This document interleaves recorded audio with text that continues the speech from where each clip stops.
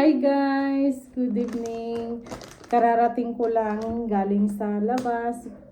Pumunta ako sa Chinese store guys. Tapos, bumili ako ng favorite ko na green fish. Yung gisantes ang tawag dito.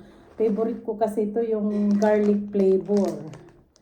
Ayan, magkano yung isang ganito guys is 95 cents. Ewan ko kung ilang piraso to. Gisantes al-ako sabi niya. Ayan o. Green fish sa Pinas. Mula bata ko, favorite ko na yung ganito guys. Gisantes. Green fish. Ah, ganyan pala. O, nakapakpak siya. Tingnan natin kung ilang piraso. 1, 2, 3, 4, 5, 6, 7. 7 pieces guys na ganyan o maliliit. Sarap to. Garlic flavored fish sabi niya. Gantuhin ko na. Mahirap buksan eh. Mahirap. Baya. Ay, ganito lang pala.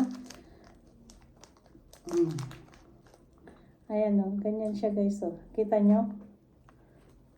Tikman natin.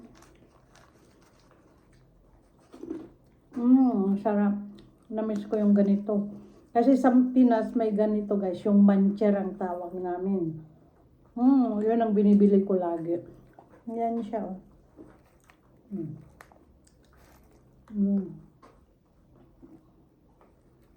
Kita nyo guys. Yan. Green peas. Kain tayo. Thanks for watching guys. Good evening.